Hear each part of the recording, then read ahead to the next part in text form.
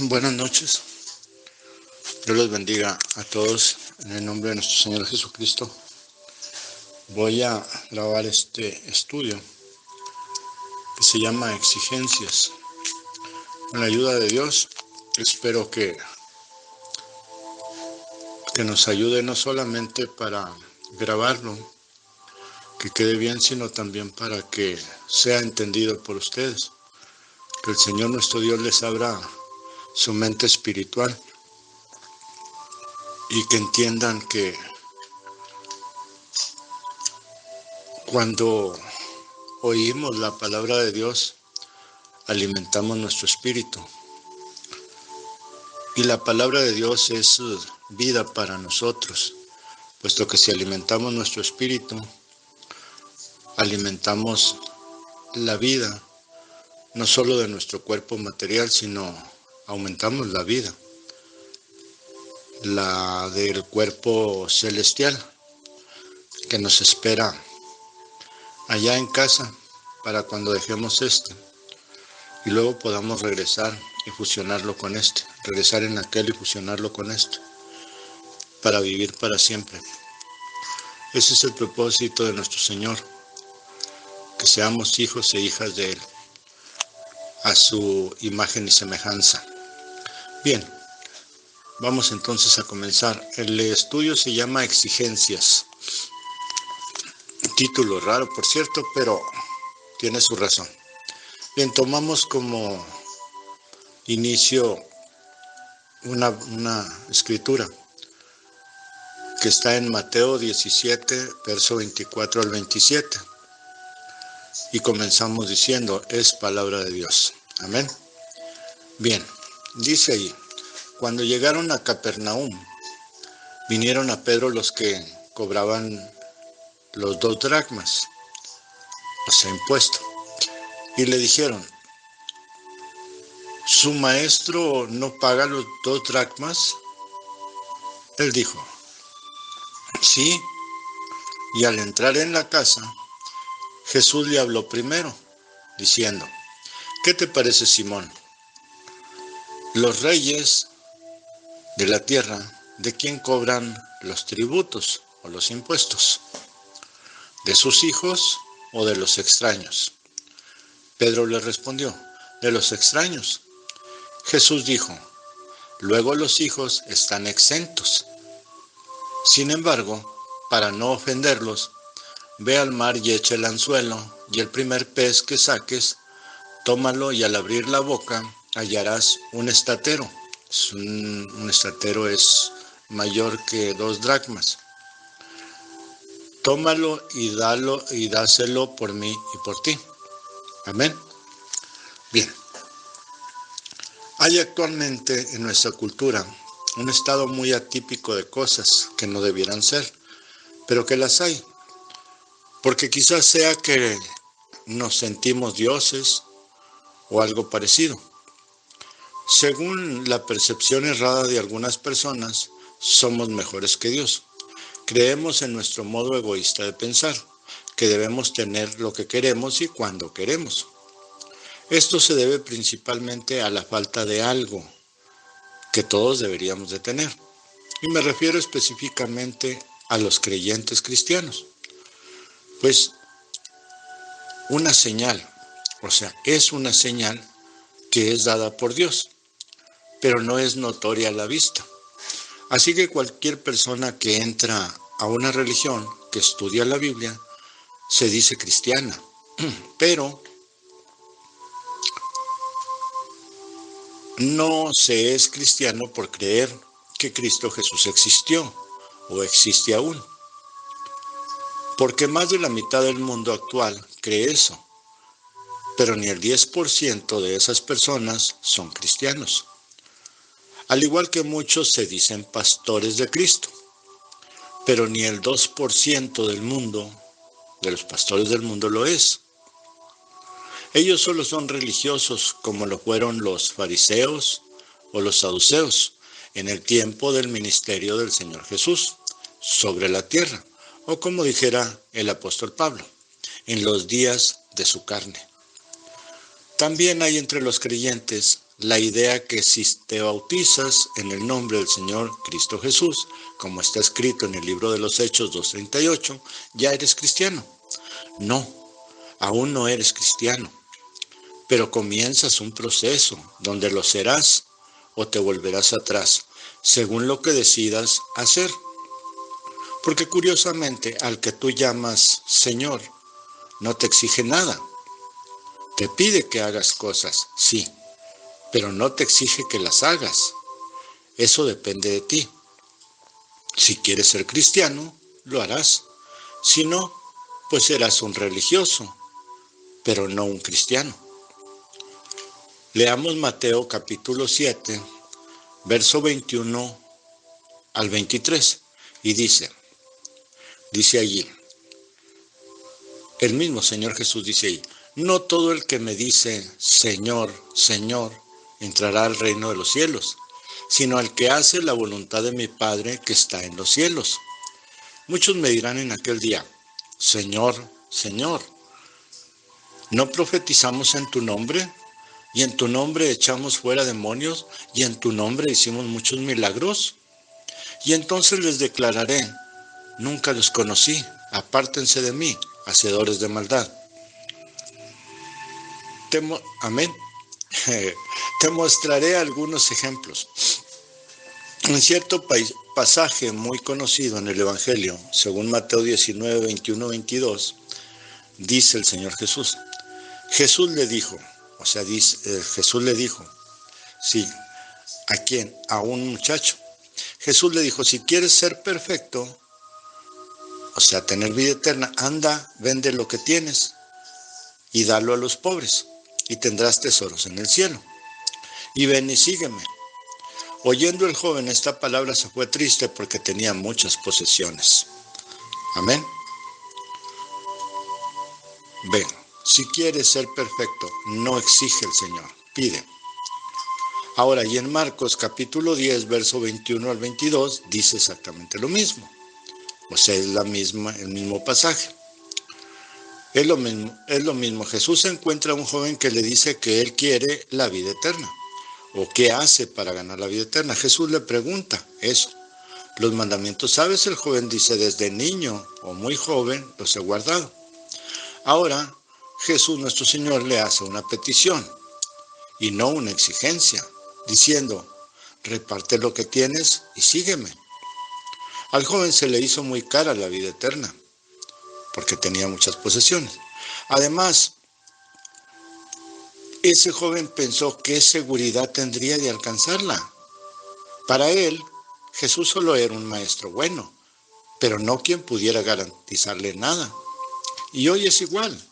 La gente sigue pensando igual. No tienen convicción del poder de Jesús, el Cristo. Aunque dicen que creen en Él, no están dispuestos a dejar nada. Y es porque en realidad no creen en Él. Otro ejemplo claro son los pastores de las religiones, claro. Ellos en su mayoría querían ser pastores, pues mirando el modo de vivir de sus maestros pensaron y piensan aún que como pastores tienen muchas ventajas. Primero, el estudio comúnmente no les cuesta o les cuesta muy poco y les da mucho. En suma, es un buen negocio. Y en ciertas iglesias el estudio de pastor es gratuito. Exigente sí, pues deben ser entrenados en varias disciplinas, sobre todo la oratoria discursiva. Pero después del poco sacrificio que hacen en su estudio, los ordenan pastores. Y con la tutela de sus enseñadores forman su propia comunidad, no solos, sino con la ayuda de la misma congregación de donde salieron. Lógicamente ellos saben que de ahí en adelante su vida será placentera y sin problemas, sobre todo económicos. No conozco un solo pastor de esos que no tenga casa propia, buena casa, coche, buen coche, buena ropa y algunos lujos más, incluyendo una cuenta bancaria. ¿Cómo lo logran? Primero, exigiendo diezmos, según la ley de Moisés. Y eso, exigir según la ley, niega a Cristo Jesús. pues niega la gracia y la misericordia. Segundo, no ayudando ni al huérfano ni a la viuda, y mucho menos al hermano en desgracia. Para eso hacen colectas aparte. No invierten en los templos. Para eso ponen a los hombres y las mujeres a hacer actividades de ventas y cosas. Aparte, haciendo alusión al amor a la casa de Dios, comprometen a los creyentes a aportar cantidades fijas de dinero. De todo esto, ellos toman parte. O sea, toman parte también de ese dinero. Y que nadie les diga nada, porque los excomulgan, los echan fuera de su religión. Estos dicen ser pastores de Cristo Jesús. ¿Cómo pueden serlo si no conocen la misericordia?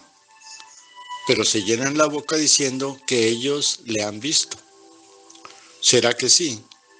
Lo dudo mucho, pues si así fuera, ellos no exigirían nada. Todo pastor que el Señor ordena no exige nada. Busque usted mismo o usted misma en las Santas Escrituras y vea si Pedro exigió algo, si Pablo exigió algo, si algún profeta exigió algo. Lean el mensaje de Dios enviado al hermano Branham y miren con atención si ese hombre de Dios, el hermano Branham, exigió algo. Un hombre de Dios no exige, él pide. El Maestro Jesús nunca exigió nada, pedía, no exigía. Ahora, creo que debo explicar lo de negar a Jesús a través de la ley de Moisés. Primero, en la ley Dios les impone un diezmo a los hebreos, a las 11 tribus de Israel, para que la tribu de Leví ejerciera el sacerdocio, pues la tierra fue repartida entre 11 tribus. Por eso los sacerdotes o tribu de Leví no tenían tierras propias para mantenerse de la tierra. Así que era deber de las 11 tribus que sí tenían tierras mantener a la que ejercería solo el sacerdocio. De esto se mantendría toda la tribu según su trabajo. El de mayor responsabilidad tomaría un poco más, el de menos tomaría menos. En cuanto a todas las ofrendas en especie, eran del sacerdocio, para que hubiera siempre ofrenda en el altar de Dios. Y todo el trabajo del templo, desde limpiar hasta tejer y vestir a los sacerdotes, era trabajo de la tribu de Leví, de todos ellos. Por tanto, ellos mismos pagaban diezmos a su sumo sacerdote. Por eso ellos recibían 11 partes, una de cada tribu, y ellos mismos daban diezmo de la 11ª parte que recibían. Eso era exigible a los ojos de Dios, según su propia ley. Bien, entonces viene Dios mismo en la carne, cuando los sacerdotes eran latifundistas. Latifundistas quiere decir que tenían más tierra que los más ricos de Israel, que seguían exigiendo el diezmo y que hacían la obra de Dios muy mal, porque ya no eran levitas. A los pocos sacerdotes levitas los enviaban a las provincias apartadas, como a Zacarías, padre de Juan el Bautista. Esto lo podemos leer en Lucas capítulo 1, versos del 8 al 15, y dice ahí, es palabra de Dios. Aconteció o sucedió que ejerciendo Zacarías el sacerdocio delante de Dios según el orden de su clase, conforme a la costumbre del sacerdocio, le tocó en suerte ofrecer el incienso entrando en el santuario del Señor.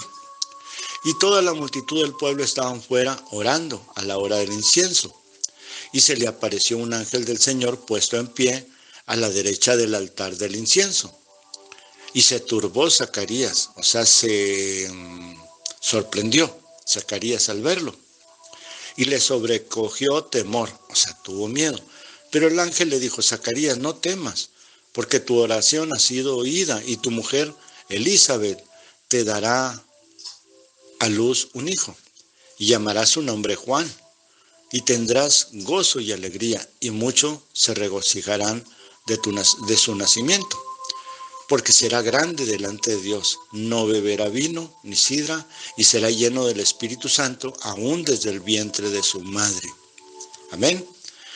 Ahí usted ve que Zacarías era de la clase de los levitas. Ellos se movían por clases. Los puestos por Herodes, o sea, los sacerdotes puestos por Herodes, no. Ellos eran clase alta, ellos eran del Sanedrín y elegidos del sumo sacerdote, todos ladrones. Lo dijo el Señor Jesús. Yo no. Es entonces que Dios se vistió de carne humana pero antes de nacer, ordenó por medio de un ángel que le pusieran por nombre Jesús. Y él vino para cumplir la ley, pues por demás era que la cumpliera alguien. No se podía, y menos los sumos sacerdotes. Así que para quitar la ley, esta debería ser cumplida cabalmente. Si uno solo, desde que la escribió Moisés, la hubiera cumplido, Dios mismo le hubiera dicho a Moisés que la quitara de encima del pueblo, porque la ley tenía que ser cumplida, o todo el mundo sería maldito, o sea, también nosotros. Pues está escrito, maldito el que no la haga. ¿Y cómo la hacíamos nosotros? Ven, y bendito el que la haga. ¿Y cómo la hacemos nosotros? Así que no podríamos ser benditos. Así que nadie la cumplió, por eso vino Dios en carne, y para podernos liberar de la ley, Él tendría que cumplirla, y lo hizo. Con eso nos liberó de la maldición que era por la ley, y nos introdujo en un nuevo pacto, el pacto de la gracia. Dios dijo a Moisés, Dios dijo al pueblo, a Josué, como fui con Moisés, así seré contigo, o sea, para conquistar la tierra prometida. Eso dijo el Señor. Entonces somos libres de la ley. Leamos Efesios capítulo 2, versos del 8 al 9. Dice ahí, palabra del Señor, porque por gracia son salvos por medio de la fe. Y esto, o sea, esta fe, o sea, esta salvación no es de nosotros, pues es don de Dios, o sea, nos la da Dios. No por obras, no por lo que hayamos hecho, dice, para que nadie se gloríe. ¿Ve? Amén. Así que, por gracia, esto traducido de otra manera, por gracia, somos salvos, no por obras, para que nadie se jacte, para que nadie se gloríe. La ley fue abolida por gracia manifestada en Cristo Jesús nuestro Señor. Luego, ¿ya no debo hacer la ley? Pues, quien quiera cumplir la ley, queda fuera de Cristo. Pues escrito está, el Señor su Dios levantará profeta como yo. Esto lo dijo Moisés. El Señor, su Dios, levantará profeta como yo, y será que todo aquel que no oiga a este profeta será desarraigado de su pueblo. ¿Del pueblo donde nació? No. ¿Del pueblo de Dios? Del pueblo del profeta. Sí, porque Él fue Dios en carne. Como podemos ver, el que se apega a la ley se queda sin Cristo. Pero el que se apega a Cristo, libre es de la ley. Pregunto, ¿es cristiano el que sigue en la ley? Si usted dice que sí, usted no sabe dónde está parado. El que sigue la ley es seguidor de Moisés, no de Cristo. Está en el pacto antiguo, que no podrá cumplir jamás. Cristo Jesús no había nacido cuando se hizo ese pacto. Si usted dijo, no, entonces es verdad que es cristiano, porque cristiano viene de la palabra seguidor de Cristo Jesús. Para simplificar esto, diré que el que siga la ley, o el que sigue la ley, Jesús no lo salvará, y no creo que Moisés pueda salvarlo. Digo, porque creyó en Moisés y negó a Jesús, como los fariseos. Pero el que sea cristiano, Cristo Jesús murió por él, y éste ha pasado de muerte a vida eterna, pues está escrito, el que cree en mí, aunque esté muerto, vivirá. Eso lo podemos leer en Juan capítulo 11, versos del 25 al 26. Vea, escuche, le dijo Jesús, a la hermana de Lázaro: yo soy la resurrección y la vida. El que cree en mí, aunque esté muerto, vivirá. Y todo aquel que vive y cree en mí, no morirá eternamente. ¿Crees esto? Amén. En el principio de este escrito dije que Dios le da una señal a sus seguidores, o sea, a los cristianos, no a los creyentes, pues creyentes somos todos, creyentes de una cosa u otra, pero a los cristianos es a los que les da una señal. Luego no expliqué qué tipo de señal, por motivo de que lo haría al final del estudio, pero creo que quien escucha o lee esto estará conjeturando ya sobre esa señal de que estoy hablando. Unos pensarán que algún poder, como se cree por muchos, que si hablan lenguas es la señal de cristiano.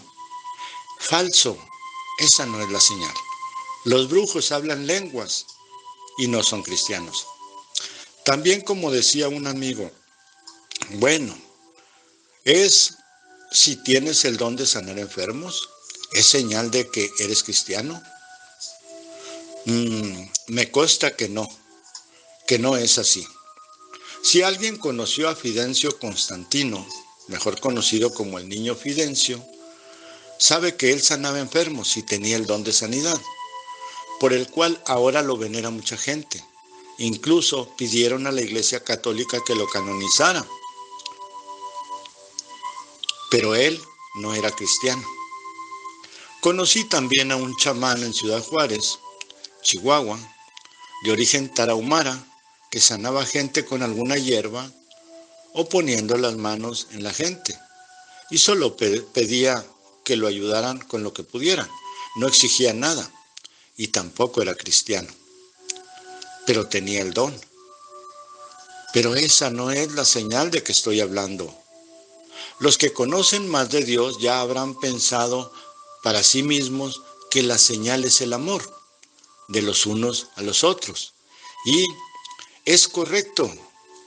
Solo falta señalar que el amor no es como lo piensan o lo viven en su vida diaria, pues aman a su conveniencia, solo al que los ama. Soportan solo al que los soporta. Sonríen solo al que les sonríe. Pero de ellos, o sea, de ustedes mismos, los que no son cristianos, los que no tienen la señal, de ustedes mismos no sale nada de amor. Solo dan lo que reciben. Van a las reuniones de culto por obligación, para que el hermano tal no se enoje o para no tener que soportar al engorroso del pastor y su sermoneo. De, ¿por qué no viniste la semana pasada? Y eso. Pero tu amor a Dios, ¿dónde está? Luego tú crees que cumplir con ir al culto de oración o alabanza, has cumplido con Dios. Pero lo curioso es que Dios no te exige nada. Te pide que ames tú, no que aceptes que otras personas te amen a ti, sino tú a ellos. También te pide que no le cuentes el grano al buey que trilla tu trigo. Y te pide que des de corazón, no por obligación. Pues el que da por obligación, su mezquinidad sigue en él. Y su amor a Dios es más falso que el vicario en lugar del Hijo de Dios. Ustedes saben quién es ese. Como cuando decides dar tu diezmo al pastor. El pastor puede enseñar para que sea dado, pero jamás exigirlo. Y mucho menos ver con acepción de personas al que da. Y al que no da, verlo como si no fuera nada. Eso no procede de Dios, sino del diablo. Que un pastor pida diezmo tiene su porqué. Y lo diré como me he revelado. O sea, un pastor verdadero. Lo diré como me he revelado. El pastor ha tomado un trabajo muy difícil para el hombre. No que lo haya tomado porque quería tomarlo. Estoy hablando del pastor verdadero, no de los falsos ungidos por los hombres, sino enviados por Dios. Como está escrito en Mateo 23:34. Leámoslo allí. Palabra de Dios. Dice, por tanto he aquí, por tanto miren, yo les envío profetas y sabios y escribas. ¿Quiénes son los sabios? Pues los pastores. Y de ellos a unos matarán y crucificarán y a otros azotarán en sus sinagogas y perseguirán de ciudad en ciudad. Amén. Yo, dice el Señor, enviaré profetas, apóstoles y maestros. Estos pueden pedirlo y no es falta delante de Dios, porque ese trabajo les fue impuesto por Dios. Eso es mandato por Dios, o sea, es mandado por Dios. Que el que predique el Evangelio viva del Evangelio y nadie puede revocarlo, solo Dios, nadie más. Ni nadie puede decir de sí mismo que es pastor, si no es la voluntad de Dios, o será un hombre haciendo servicio fuera de la voluntad de Dios. Amén. Eso lo leemos en Mateo 7, 22 al 23. Dice, no todo el que me dice Señor, Señor entrará en el reino de los cielos, sino el que hace la voluntad de mi Padre, que está en los cielos. Muchos me dirán en aquel día, Señor, Señor, no profetizamos en tu nombre, ya leímos esa parte. Y en tu nombre echamos fuera demonio, y en tu nombre hicimos muchos milagros, y entonces les declararé, nunca los conocí, apártense de mí, hacedores de mal. Ve, no todo el que me dice Señor, Señor entrará en el reino de los cielos, sino el que hace la voluntad de mi Padre, que está en los cielos. Ve, así que un hombre que hace servicio cuando Dios no lo mandó, un servicio a Dios, cuando Dios no lo mandó a hacer un servicio, él está fuera de Dios. Él está haciendo maldad. ¿Por qué? Porque está representando lo que no es. Así que él les dirá en aquel día, no los conozco, porque él no los mandó. Como está escrito, vendrán muchos en mi nombre diciendo Dios me mandó. O sea, yo soy el Cristo. No crean, porque habrá un cuerpo muerto. ¿Un qué? Un pastor. Para un pastor enviado por Dios, él ya no está vivo para el mundo. Él ya está muerto para el mundo. Eso es lo que habrá allí. Y ahí se reunirán las águilas, los hijos de Dios. Eso lo leemos en Mateo 24, del 23 al 28. Vea usted. Dice el Señor, entonces si alguno les dijera, miren, aquí está el Cristo, o sea, el falso pastor. O miren, ahí está. Dice, no lo crean, porque se levantarán falsos Cristos. ¿Falsos qué? Cristos. Cristos viene de unción. Se levantarán falsos ungidos y falsos profetas, y harán grandes señales y prodigios de tal manera que engañarán, si fuera posible, aún a los escogidos, o sea, a los hijos de Dios. Ya se los he dicho antes, así que si les dicen, miren, está en el desierto, no salgan. O miren, está en los aposentos, no lo crean. Porque como el relámpago que sale del oriente y se muestra hasta el occidente, así también será la venida del Hijo del Hombre. Porque donde quiera que estuviera el cuerpo muerto, allí se juntarán las águilas. Amén. Luego en otro estudio les explico lo del relámpago que sale del oriente y se muestra hasta el occidente. Ya lo dije en una predicación, ya estuve explicando eso.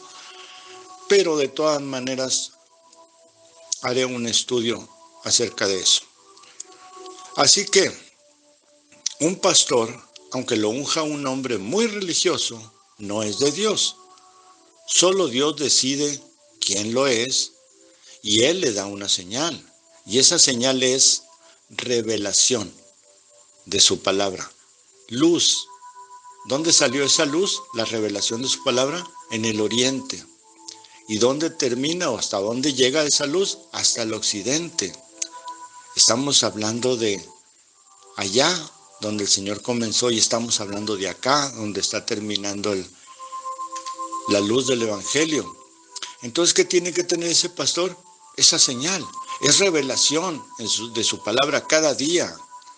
No allá, cada y cuando. Y eso, revelación mentirosa. No, un pastor de Dios tiene esa revelación todos los días. Ese pastor nunca tendrá que repetir lo mismo cada vez. O sea, el mismo tema, explicar el mismo tema. cada vez, a menos que se le pida que lo haga.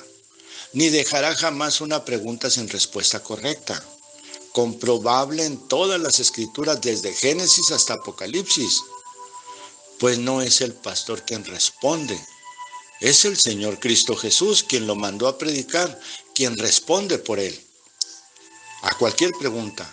Así que nadie puede decidir quién es pastor y quién no. El hombre no puede decidir quién es pastor o quién es el pastor y quién no, porque cuando el hombre elige, ese pastor no sabe dónde está parado. Pues quien lo ungió tampoco lo sabe, o sea, el que lo ordenó tampoco lo sabe. Esto no es cosa del hombre, es de Dios. Y él dijo, yo enviaré. Nunca dijo, ustedes escojan, o ustedes decidan, o que una asamblea lo decida. Vea, los apóstoles hicieron eso, quisieron escoger un apóstol para que cubriera la posición de Judas. Y por allí salió un hombre del cual no se habla nada, como el 12º apóstol. ¿Por qué fue eso? Porque lo escogieron ellos y Dios no acepta eso.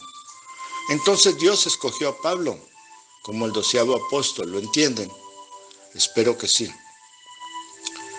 Así que no es el hombre, es Dios. Y él dijo, yo enviaré.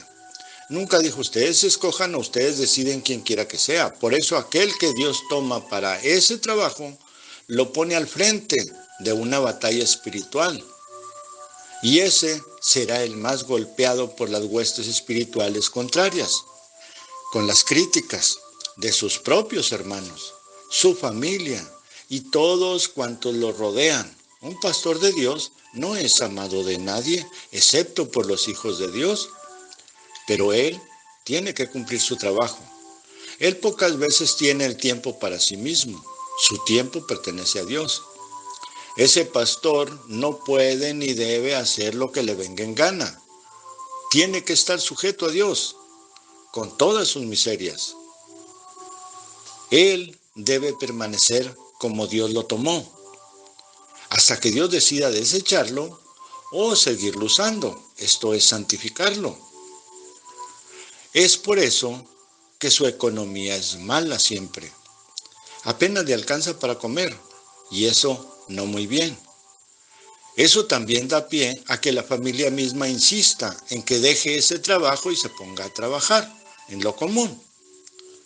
Porque también su familia sufre la escasez, pues no alcanza para nada en casa. Reproches de la familia porque ellos no entienden que el pastor no pidió ese trabajo. Por eso aún llegan a pensar que está loco, porque no entienden que Dios lo cargó con eso, le encargó ese trabajo. Es por eso mismo que lo que enseña o predica tiene el respaldo de Dios, confirmando cuanto dice y trayendo revelaciones profundas de la palabra, o sea, de la palabra de Dios, aunque sea él un analfabeta. Y aunque Dios le da autoridad para pedir, no exigir el diezmo, hay mucha resistencia del creyente para darlo, como la del joven que quería la vida eterna. Así estos prefieren abandonar el evangelio verdadero, pero caen en las garras de lobos vestidos de ovejas, que no les perdonan nada extraño. Lo extraño, o sea, eso no es nada extraño.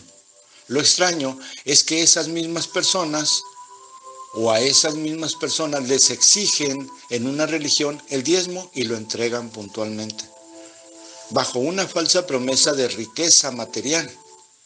Y quienes lo exigen son pastores que los engañan, que van con sus falsas predicciones de que el mundo se va a acabar el 29 de julio. Y digo esta fecha porque la dijo un pastor de una religión. El mundo se va a acabar el 29 de julio del 2016. Ya pasó. ¿Y ahora qué dirán esos mentirosos para seguir engañando a la gente? Fíjese que no necesitan inventarse nada nuevo, pues son guías de ciegos. Igual que ellos mismos, también están ciegos. Y juntos van directo al pozo, los unos y los otros. ¿Qué más da pues que uno diga la verdad? Si ya nadie aprecia la verdad, ya nadie ama la verdad, si ya nadie tolera la verdad. Aún los hijos de Dios reniegan cuando se les dice verdades. He cedido varias veces yo el diezmo a hermanos en apuros. A otros les he dicho que no lo den si no sienten darlo. Pero ellos entienden sentir por intuir y no es así. Lo que yo digo es que si no creen que Dios los bendecirá, que no lo den. Porque habrá quien diga, daré solo un poco, o daré solo esta semana, o a ver cómo me va, o solo lo haré esta vez. Deben entender perfectamente que eso es una ofensa a Dios, no a mí no me pasa nada. Que el dinero es de ellos, no mío. Ellos lo trabajaron, ellos lo ganaron de la manera que sea, pero es de ellos. Y si quieren, me lo dan. Y si no quieren, no. Está en su mano. Ni siquiera tienen que decirme, hermano, fíjese que no le voy a dar. Fíjese que me pasó esto y lo otro, y pues no puedo dar. No hagan eso. Y que al darlo por amor a Dios o a mí, es una bendición para ellos. O sea, para el creyente es una bendición. Y que al Espíritu Santo no se le puede engañar. De ahí que seamos castigados por mezquinos. Ahora, como decía, he cedido ese derecho a unos, más por causa de apuros económicos que ellos tienen. Les he dado la concesión de que lo gasten en ellos mismos. Y qué gusto da ver la cara de contentura que ponen. Aunque en ello yo mismo entiendo que me veré en situación difícil, pero confío en Dios, que Él verá por mí y que mi familia también saboreará momentos duros. Yo me pregunto, ¿es amor de verdad el que un hermano, después de concederle esa facilidad o esa facultad de gastar lo que Dios me da de salario por medio de ellos, se alegre y aparte se acostumbre a seguir igual, sin ver mi necesidad o considerarla siquiera? ¿Es amor que mi hermano piense mal de mí, aún viendo estas cosas? ¿Es amor de verdad el que ponga tantas trabas para otorgar el derecho que Dios me concede para alimentarme? Porque buena ropa no tengo, auto, o sea, un carro ni de lujo ni no de lujo, no tengo. Y buena casa tampoco. No me alimento mejor que ninguno de los que están junto conmigo en el camino. Yo pienso y pido a Dios, Señor, dame fuerza para seguir en la senda de mi Señor, o sea, de mi Señor Jesús. No permitas que reniegue de nada, ni me des oportunidad de reclamos a nadie, ni a los de casa, ni a los de afuera, ni a los de afuera de casa. Dame fuerzas para no dejarme vencer de las circunstancias y deje tu mandato de enseñar a mis hermanos, porque un día tu juicio será más duro para mí que para ellos. Y eso lo podemos leer en Santiago capítulo 3, verso del 1 al 2.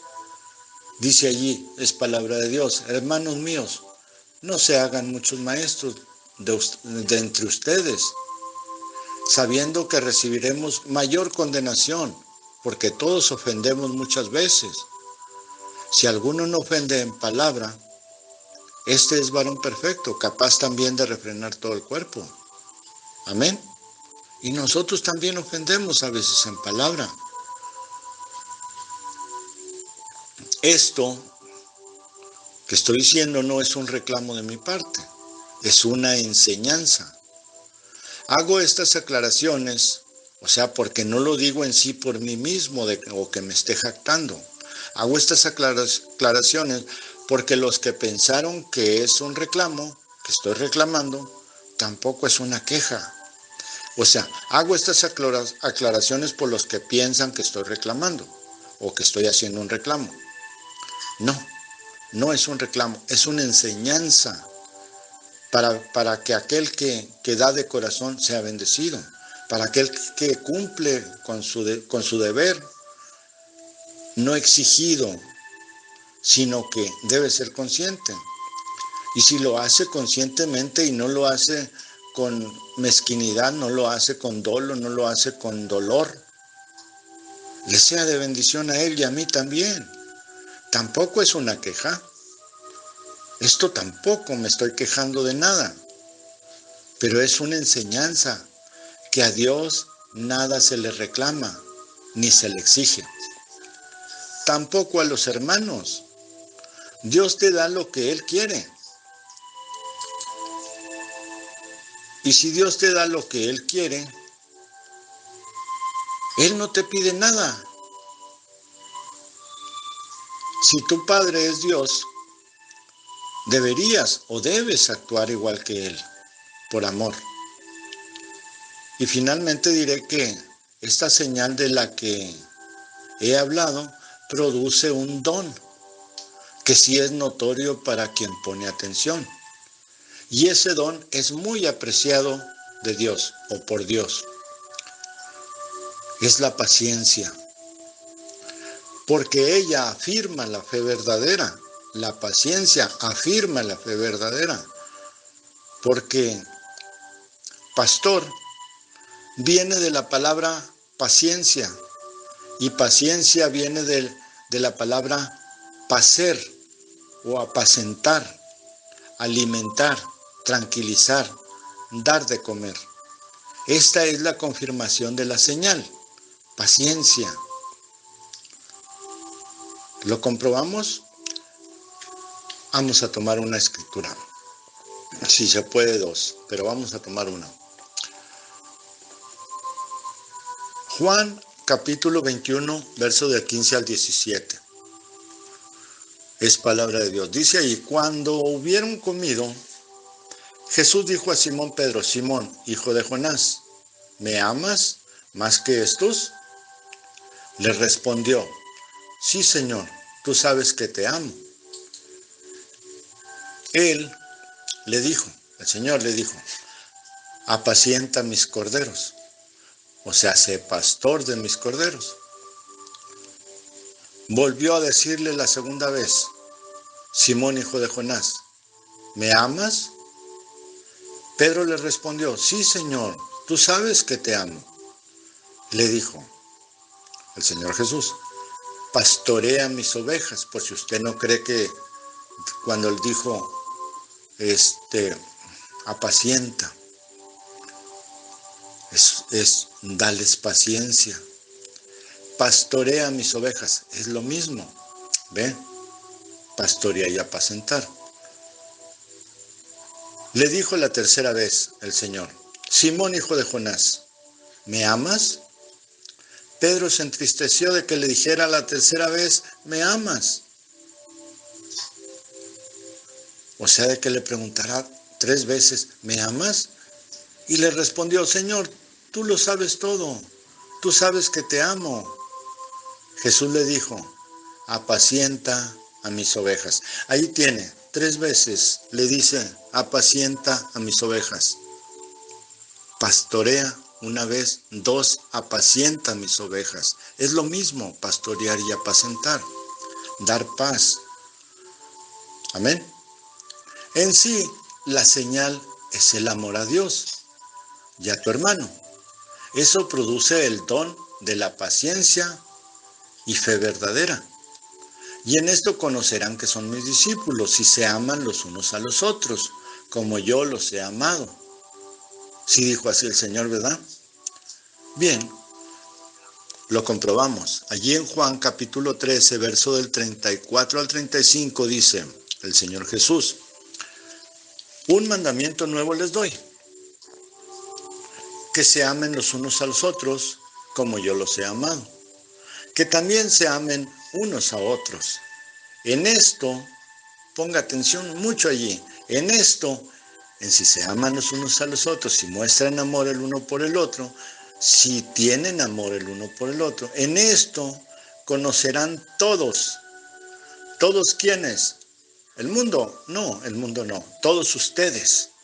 En esto conocerán que son mis discípulos. Amén. Que son cristianos. Si tienen amor los unos por los otros o los unos con los otros. Amén. Más claro no se puede. Ahí está. Esto es un mandamiento para saber si somos o no discípulos de Cristo Jesús. Y en esto conocerán, es la señal, el amor. La señal es el amor. Y no es una exigencia, es lo que Él pide, que nos amemos los unos a los otros. Amén. Pero aquí le digo otra cosita, antes de terminar. Cuando el Señor se entregó, no lo hizo para panterear que iba a quitar la ley, pues Él la dio. Él no tenía por qué entregarse a sí mismo para quitarnos a nosotros la ley de encima. Él no tenía para qué sacrificarse, Él no necesitaba nada de nosotros. Nosotros necesitábamos de Él. Pero Él bien pudo haber dicho, no lo merecen, porque no lo merecíamos, y esa es la verdad. Como está escrito, no es por obras para que nadie se jacte, o nadie se crea que porque hizo algo, merece.